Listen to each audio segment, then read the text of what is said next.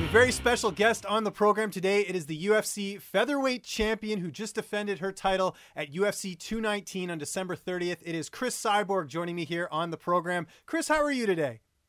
I'm great. Thank you for the opportunity. I'm in your show. Yes, and I'm happy to have you here. And coming out of the fight, are you healthy? Did you get any bumps and bruises? Or are you, pretty much good to go and fight whenever?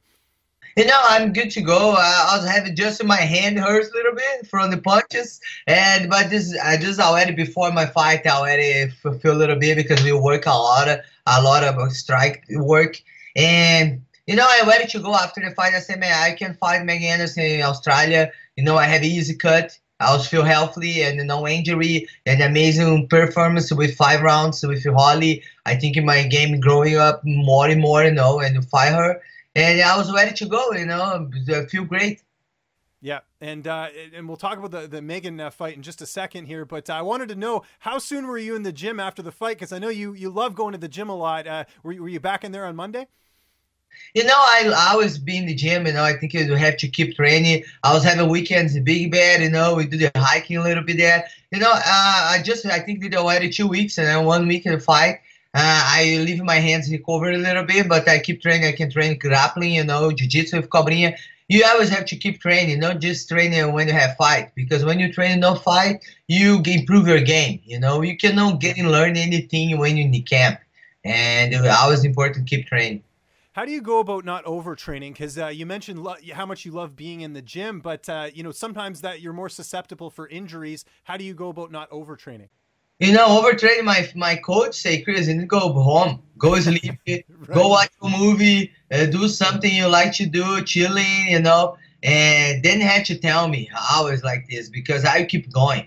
Your body hurts, doesn't matter, let's go. Your ankle hurts because you run so much, doesn't matter, keep going. It's something I'm learning. Sometimes I think about, man, I'm just not 19 years old anymore, I was 32.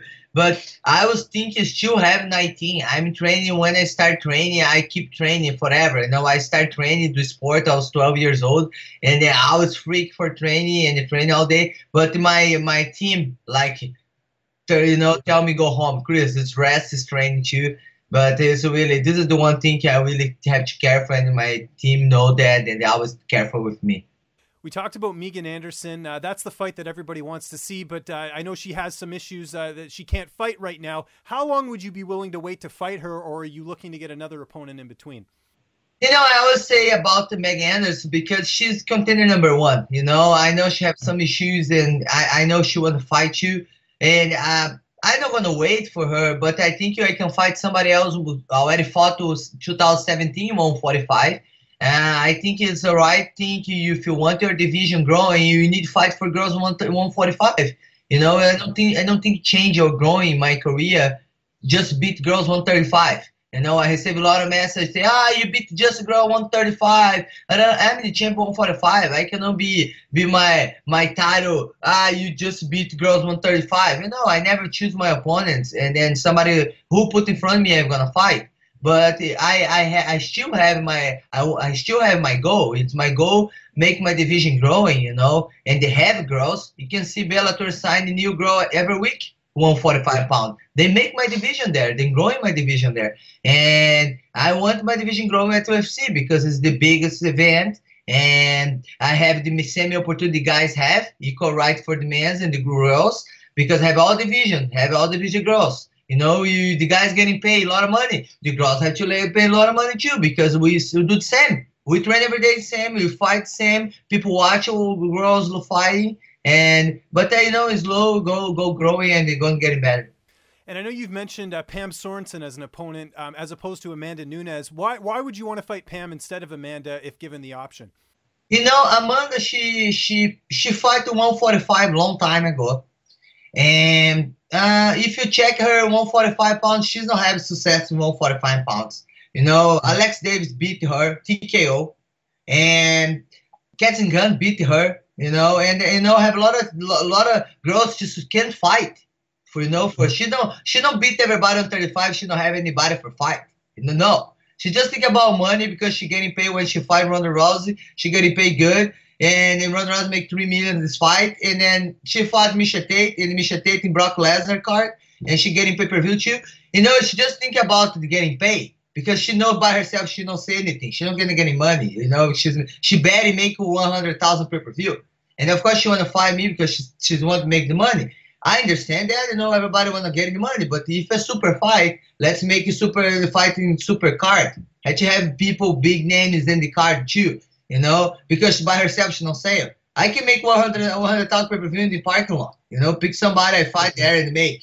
And then, you know, I really think for all my fans, because my fans in the base coming from Gina Carano fights. And if I don't fight Amanda before, because she's fought 145, but she never getting close fights for the belt, 145 pounds. You know, I was the champion in Strikeforce when she started fighting. But we can make this fight. You know, I have 3 fights left in my contract. But, you know, I think the right thing, you have the opportunity for girls ready to fight 145. Doesn't matter. I think the girls on the line to fight 145, and you can make super fights for the fans. Yeah, we can do. But let's talk super event. You know, let's make a fight, super event, super money. You know, we have to be like this. But I let my manager talk to UFC and see what's gonna work and see what's happen. What has the UFC told you anything as far as who you're gonna fight next? Have you talked to them since the fight and now? You know, I have a good relationship with Hunter. I signed my contract with, you know, I work with him, and he knows my goal. You know, my goal, I want to do women's MMA growing 145 pounds, and I think we deserve that. I think the first fight ever, you know, in the women's MMA, I was fight Gina Carano 145 pounds, and we deserve to continue this division after I retire. I think the girls deserve that. And he knows this. He knows my goal. And I say, no problem. I can fight Amanda. It's a big card. I can fight any problem. But I want the opportunity 145 pounder to fight me. Right.